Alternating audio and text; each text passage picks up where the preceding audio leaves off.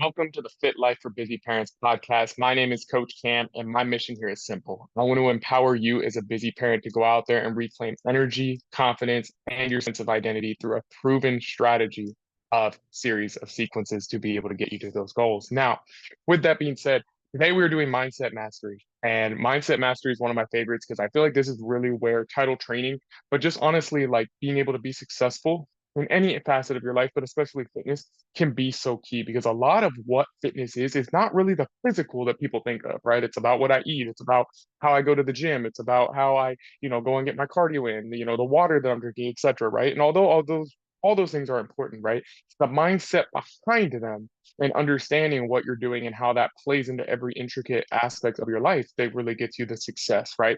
So what we're talking about today is something from a book by Eckhart Tolle, or Eckhart Tolle, I believe is how you actually say his name. It's a book called A New Earth. And the concept that we're talking about here is the ego, which is the ego is basically our attachment to our mind, right? Meaning that our spirit, our spiritual energy gets attached to our mind, and that we start to believe that the emotions, the thoughts, the things that we're actually like experiencing on a day-to-day basis, right? Going on in our mind, right? Not our being, but our mind are who we actually are, right? And so this attachment, he says, actually comes down to the content in which you identify and attach yourself with, whether that be thoughts, whether that be emotions, whether that be physical objects, right? And then the structural being the unconscious compulsion to identify yourself within this, right? So the content can change, meaning that, as a child, maybe you attach yourself to your toys, right? And it's my toy, it's mine, it's something that I value, right? And kind of see my sense of validation, my identity through, right? Is that I have these toys and those are big parts of me and I enjoy them and being able to, maybe excel in them is great, right? Later on, maybe, later middle school, high school, maybe it's more sports, right? And it's that identification through like I'm an athlete or I played football, I play basketball, etc. Right? So the content can change, but it's the identification to who we are through things that are outside of us, external to us, right? And this is something that we always do, right? If someone asks you, hey, tell me a little bit about yourself, right? You're going to start going to the things that are either roles that you hold, things that you do, things that you own, places that you stay, places that you're from, places that you live, etc., right? And those aren't really things that are who you are, the being, the energy, the source of who you are, or rather they're things that we identified ourselves with, right? Just like if you owned a business, right? You would say, I'm the CEO for me, right? I could say I'm the CEO of Title Training, but I don't really own title training, right? It's my idea at this point. I'm the one who created it. But at any point, right, if I went bankrupt, right, I could lose it, right? It's not really truly who I am in my core and what my being is, right? And so he says, obviously, you can do this through objects and things that are external to us. But then we could even start to do things that are external to us in the sense of our body is external to our being, right? Our mind is external to us. Our hands are physical, right? Muscle appearance can be external to us, but also can be something that we identify ourselves with, right? Even in terms of our sex, right? Our gender, our sexuality, right? Are things that we kind of get pushed to and become part of our identity, right? But really, me as a male, like, so what, right? Like, what does that really mean, right? But then again, kind of going into, hey, now I identify as a male, so there's certain social structures, social pressures, or certain social um, ideologies that I kind of have to go along with, right? Start to fall into that. But he says in the West, right, and this is where I wanted to kind of pick up from his actual like a quote from him. He says, in the West, it is the physical appearance of the body that contributes greatly to the sense of who you think you are, its strength or weaknesses, its perceived beauty or ugliness relative to others. For many people, their sense of self-worth is intimately bound up with their physical strength, good looks, fitness, and external appearance. Many feel a diminished sense of self-worth because they perceive their body as ugly or imperfect, right?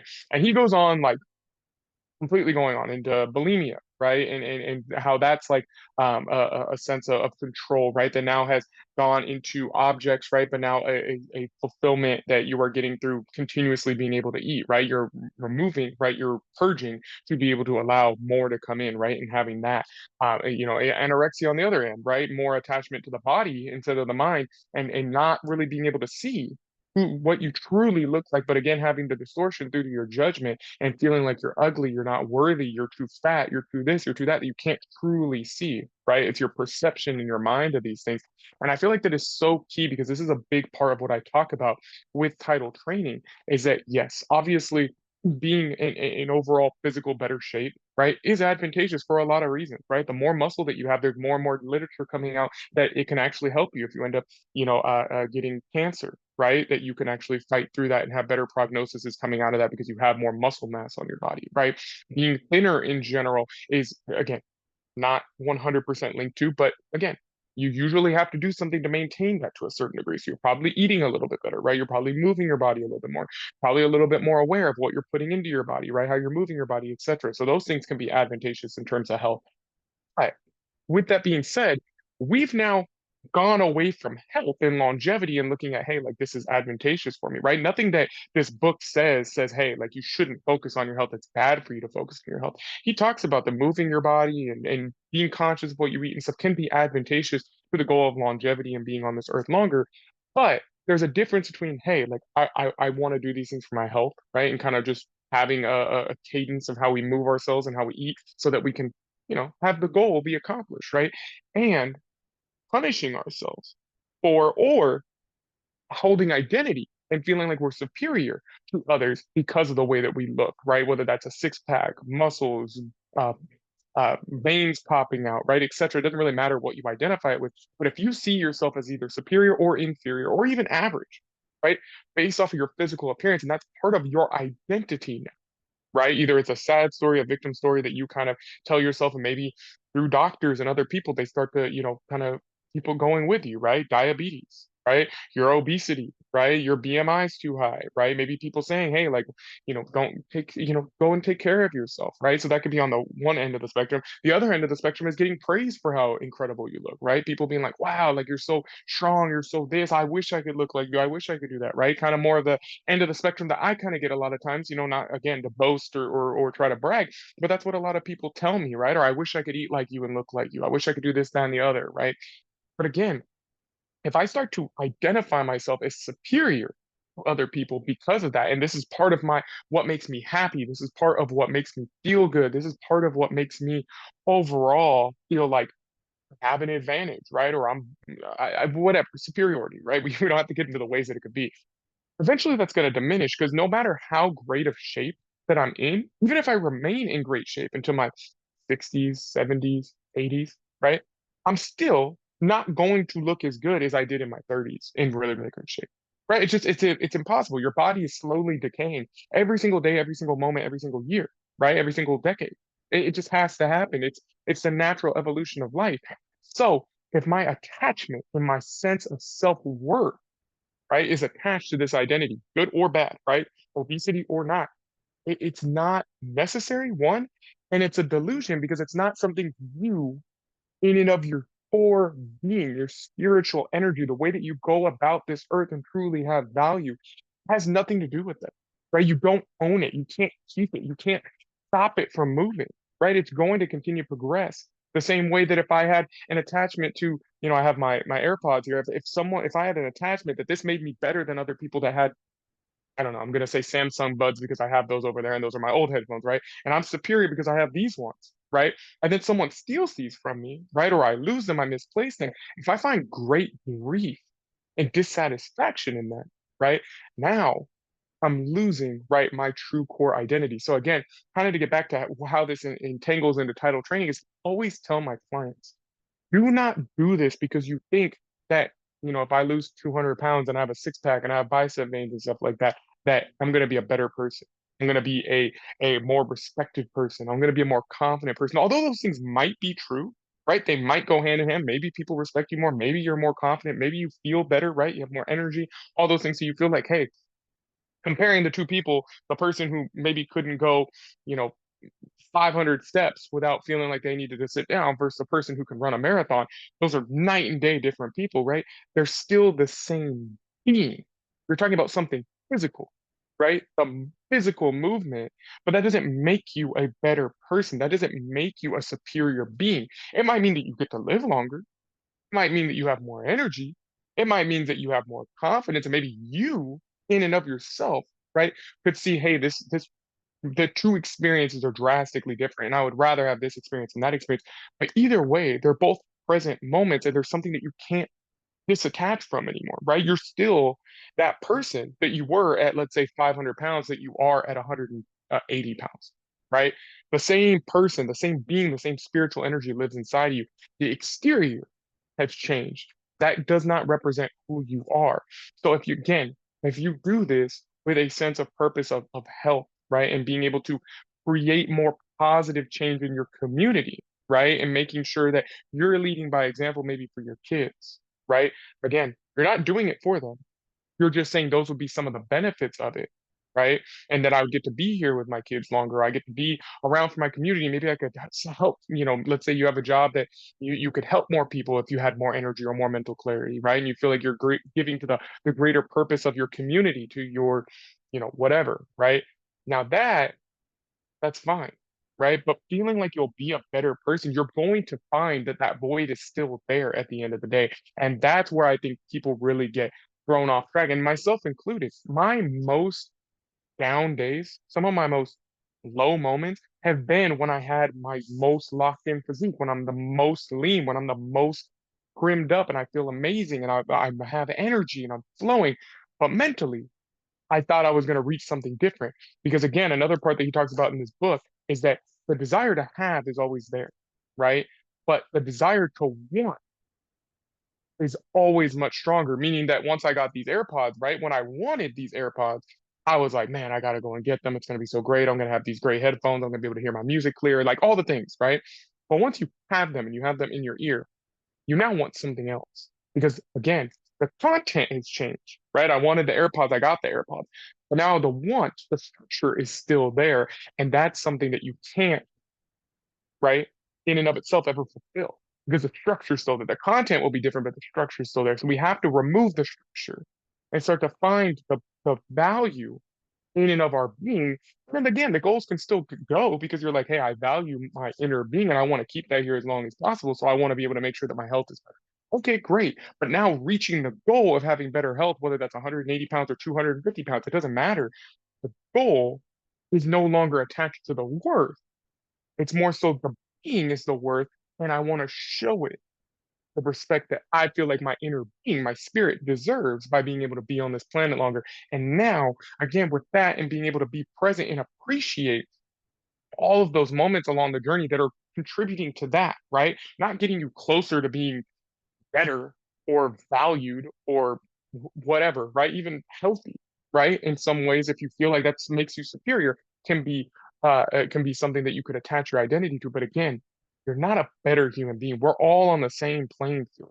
You achieving this goal is not going to make you a superior human being or mean that you're doing something that other people should be doing and they're not doing it. So now I'm better or they're worse or it's us versus them or that type of superiority, separation from others, divisiveness is not conducive to really reaching true happiness, true salvation, moving away from the idea of sin or suffering or pain, right? As long as you continue to live within the structure, because the content can change, but if you continue to live within that structure, the content can change, but the problems, right? The pain, the suffering, the feeling of divisiveness and separation, not feeling truly whole is always going to survive, right? And that's truly what we're trying to get rid of along this journey. So again, I'm not saying, right, as an online fitness coach, don't join a program, don't prioritize your health, don't think of it as important. Of course, the mindset around why it's important, the mindset around how this is going to help you, the mindset around why you are even starting this journey can drastically make this journey more enjoyable. It can keep you more centered. It can keep you more humble. And again, it can keep you in the space where you are collectively putting towards the one life that we all share, the interconnectedness of energy that's on this planet that allows us to each and every one of us be able to have a contributing factor to that happiness, that end of suffering, that salvation that so many of us believe is going to be at the end of our life, right? During our afterlife. But we can have it right here on this earth as long as we continue to contribute to it. And how we contribute to it is by make sure that we go ahead and do the work on our individual self to be able to go ahead and move away from the darkness, move away from the suffering, the pain, the identification, right? With our mind, with the objects, with external sources and start moving inwards to these things are just, it's just a book. It's just AirPods, right? I have no use for them anymore. Here, go ahead and take them. Someone else have them, right? Why do I need them, right? But if this means something to me, if this chain means something to me, and someone takes it, I'm less than, I am diminished value because this chain got snatched off of my neck here. I can't even take it off. But if this chain, right, someone came up, whichever side it is, that ends up unhooking and took it from me and said, That's mine now. I took it. And I feel less than, right? That's a problem. Because this, at the end of the day, yeah, I mean, yeah, it's nice. I like it. Makes me feel good. But why it makes me feel good, right? The content itself of wanting it, but the need behind it is truly what's key. So, with that being said, if I can ever get this thing back on, I want you to go out there today and truly think about your true values, who you are, right? Again, not attaching roles or labels to things, but who are you? What do you want to achieve, right? And how does every single moment that we live within the present, allowing that to happen without setting goals and future and imagining and doing these mental movies, but just how can I do things today, right? To be in the present moment, not just as a means to an end of reaching a goal, but how do I just make today the most fruitful, right? Because tomorrow's not promised. What about if I go to the gym for the next 6 months, I finally get a six pack and I die? If the goal was the six pack, then it wasn't worth it, right? I didn't even get to keep it for very long. But if the goal was the journey towards health, and that the fulfillment that I felt on those days, and maybe there's just a satisfaction of the progress I made. I'm feeling like, hey, I feel good, right? Maybe having a little bit more energy and being able to play with my kids, right? Maybe having a little bit more energy and being able to experience something on that day. That's really what the journey's, right? And that's something that, again, end, everybody's so focused on it, it can't be a part of that because the end means that it's going to stop. And honestly, with fitness, especially, it's never going to stop. You stop, you're going to go back, right? So it's more so enjoying the journey, being able to continue to lock in mentally and being able to, again, de-identify with your mind, right? Lock in mentally to the idea of being able to focus on your inner person, right? Your inner being, your inner energy, being able to disidentify from the things that cause us the pain and suffering, right? The constructs, or I'm sorry, the content, the structure, and just being able to see that anything that we do is to be able to hopefully be able to move towards that inner being, that inner energy, and not being so focused on the material, the external things that we feel like make us value. So go out there today, Tidal Wave fam. Go ahead and turn one day into a lifestyle. Let's make sure that we go ahead and continue to move away from the structure, move away from our mindset, and again, feel our inner energy, our inner being, and to be able to nourish that along the road. That's ultimately what the goal is.